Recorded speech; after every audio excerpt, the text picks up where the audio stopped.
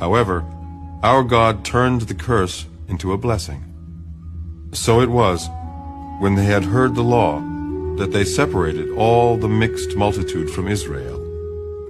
Now before this, Eliashib, the priest, having authority over the storerooms of the house of our God, was allied with Tobiah, and he had prepared for him a large room, where previously they had stored the grain offerings, the frankincense, the articles, the tithes of grain, the new wine and oil, which were commanded to be given to the Levites and singers and gatekeepers, and the offerings for the priests.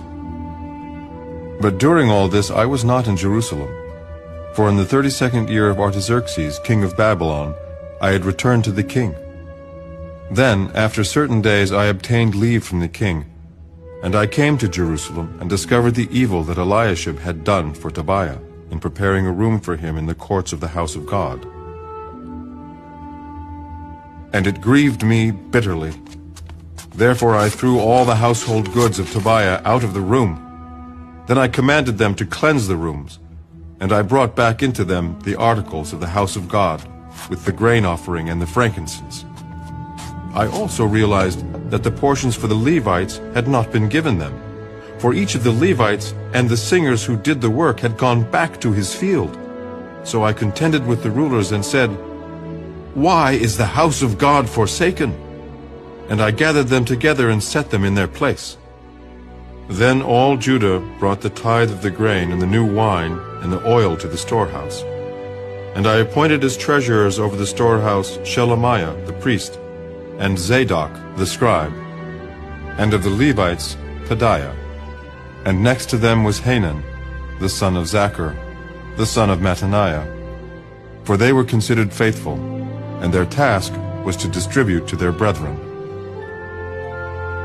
Remember me, O my God, concerning this, and do not wipe out my good deeds that I have done for the house of my God and for its services. In those days I saw people in Judah treading wine presses on the Sabbath, and bringing in sheaves, and loading donkeys with wine, grapes, figs, and all kinds of burdens which they brought into Jerusalem on the Sabbath day. And I warned them about the day on which they were selling provisions. Men of Tyre dwelt there also, who brought in fish and all kinds of goods, and sold them on the Sabbath to the children of Judah, and in Jerusalem. Then I contended with the nobles of Judah, and said to them, "What evil thing is this that you do, by which you profane the Sabbath day? Did not your fathers do thus? And did not our God bring all this disaster on us and on this city? Yet you bring added wrath on Israel by profaning the Sabbath." So it was at the gates of Jerusalem, as it began to be dark before the Sabbath, that I commanded the gates to be shut, and charged that they must not be opened till after the Sabbath. Then I posted some of my servants at the gates, so that no burdens would be brought in on the Sabbath day. Now the merchants and sellers of all kinds of wares lodged outside Jerusalem once or twice. Then I warned them and said to them, "Why do you spend the night around the wall? If you do so again, I will lay hands on you." From that time on, they came no more on the Sabbath. And I commanded the Levites that they should cleanse themselves, and that they should go and guard the gates to sanctify the Sabbath day. Remember me, O my God, concerning this also, and spare me according to the greatness of your mercy. In those days I also saw Jews who had married women of Ashdod, Ammon, and Moab.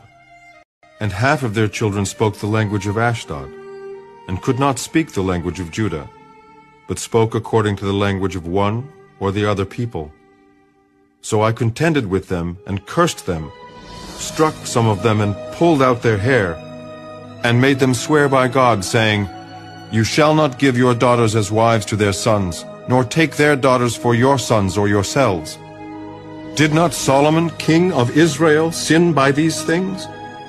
Yet among many nations there was no king like him, who was beloved of his God, and God made him king over all Israel. Nevertheless, pagan women caused even him to sin. Should we then hear of your doing all this great evil, transgressing against our God by marrying pagan women?" And one of the sons of Joiada, the son of Eliashib, the high priest, was a son-in-law of Sanballat, the Horonite. Therefore I drove him from me. Remember them, O my God, because they have defiled the priesthood, and the covenant of the priesthood, and the Levites. Thus I cleansed them of everything pagan. I also assigned duties to the priests and the Levites, each to his service, and to bringing the wood offering and the firstfruits at appointed times. Remember me, O my God, for good.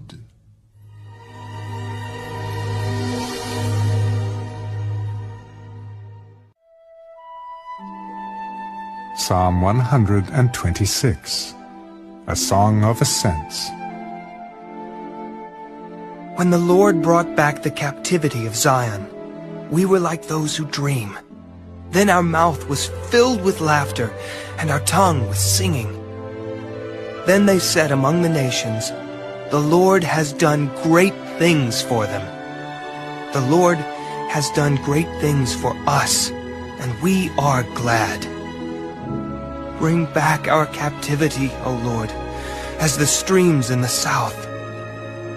Those who sow in tears shall reap in joy. He who continually goes forth weeping, bearing seed for sowing, shall doubtless come again with rejoicing, bringing his sheaves with him.